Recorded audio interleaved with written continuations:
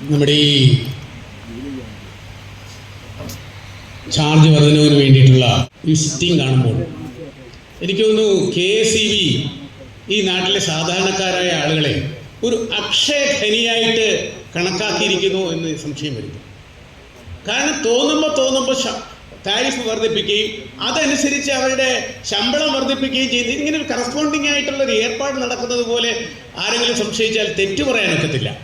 KSEBയുടെ ഒരു ഉദ്യോഗസ്ഥന് അല്ലെങ്കിൽ ചീഫ് എഞ്ചിനീയർക്ക് അല്ലെങ്കിൽ എക്സിക്യൂട്ടീവ് ചീഫ് എഞ്ചിനീയർക്ക് 5 കോടി ശമ്പളം കൊടുക്കണമെങ്കിൽ അത് കൊടുത്തിട്ട് പിന്നെ ജനങ്ങളിൽ നിന്ന് പിഴിഞ്ഞെടുക്കുന്ന ഒരു രീതിയാണ് നടക്കുന്നത്. ഇത് മാറ്റിയേ തീരൂ. ഈ സാധാരണക്കാരായ ആളുകളെ അങ്ങനെ പിടിയേണ്ട കാര്യം KSEBക്കോ മറ്റൊരു സംവിധാനത്തിനോ ഇല്ല. അത് ഞാൻ പറയാൻ കാര്യം KSEB തന്നെ അവതരിപ്പിച്ച പ്രപ്പോസലിൽ 90% ആളുകളും 200 യൂണിറ്റ് വൈദ്യുതിയിൽ താഴെ ഉപഭോഗം നടത്തുന്ന ആൾക്കാരാണ്.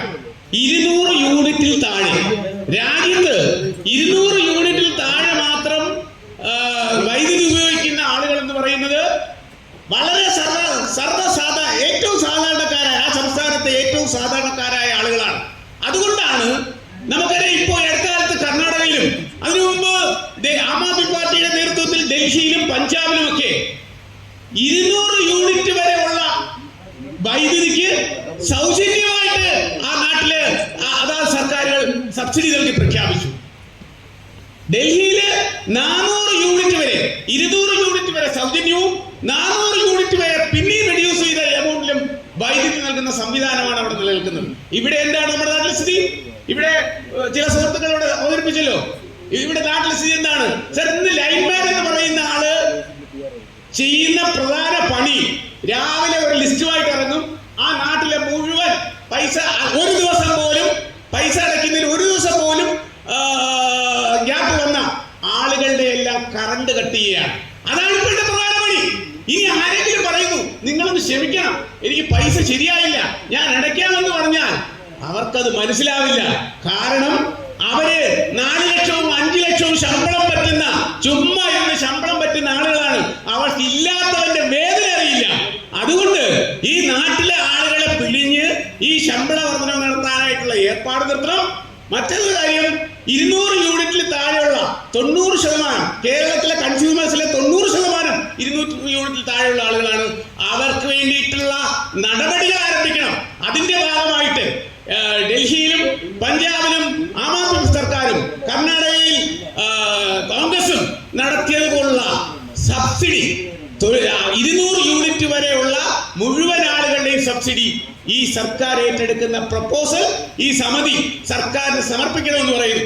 മറ്റൊരു കാര്യം, 23-24 കാലഘട്ടത്തിൽ ആന്ധ്രാപ്രദേശിൽ ഇതേപോലെ ഒരു റെഗുലേറ്ററി കമ്മീഷൻ നടത്തിയ സിറ്റിംഗിന്റെ അടിസ്ഥാനത്തിൽ ഏകദേശം 10,000 ചില്ലുവാനം കോടി രൂപ ആന്ധ്ര സർക്കാർ ആ നാട്ടിലെ ആളുകളുടെ താരിഫ് വർദ്ധിപ്പിക്കാതെ അതിനുള്ള സബ്സിഡി ആന്ധ്ര സർക്കാർ കൊടുത്തു. ശ്രീ മെൽവിനോട് ഇങ്ങനെ വെറുതെ പ്രസംഗിച്ചിട്ട് ഓർഡറിന്റെ ഒരു കോപ്പി ഇന്ന് നാളെ എടുത്തത് അല്ല, നിങ്ങൾ പറഞ്ഞ ആന്ധ്രാപ്രദേശിലെ പറഞ്ഞ പോലെ ഈ പഴയ പറഞ്ഞതെല്ലാം ഇവിടെ ഇരിക്കുന്നവരെല്ലാം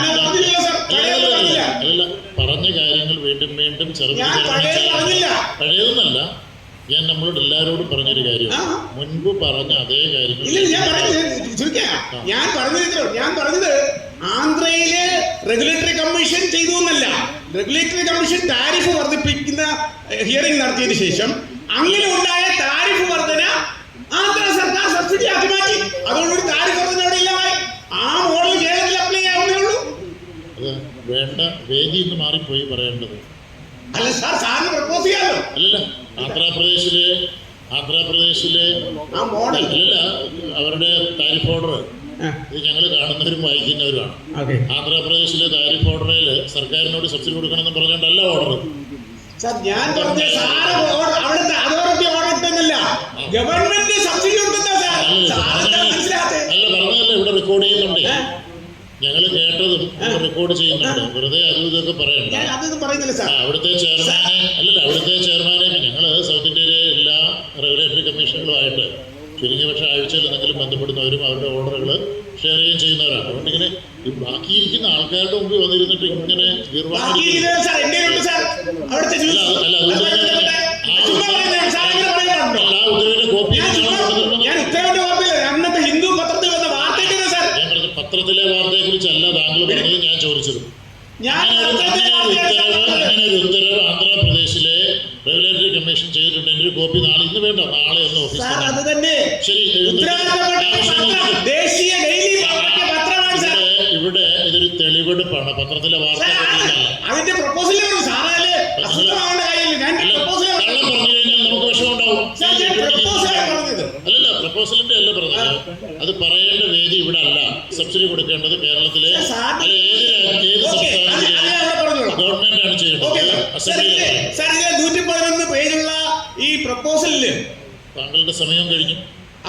111 പേജുള്ള ഈ പ്രപ്പോസലില് യഥാർത്ഥത്തിൽ ഒരു ടാരിഫ് വർധനവിനെ കുറിച്ച് മാത്രമേ പറഞ്ഞുള്ളൂ. എന്തുകൊണ്ടാണ് ടാരിഫ് വർധന ഉണ്ടാകുന്ന ഡിസ്ട്രിബ്യൂഷനോ ട്രാൻസ്മിഷനോ എന്തെങ്കിലും ചെലവുകളുണ്ടെങ്കിൽ അല്ലെങ്കിൽ പവർ ട്രേഡിങ്ങിലോ ഉണ്ടാകുന്ന ചെലവുകൾ പറഞ്ഞിട്ടില്ല.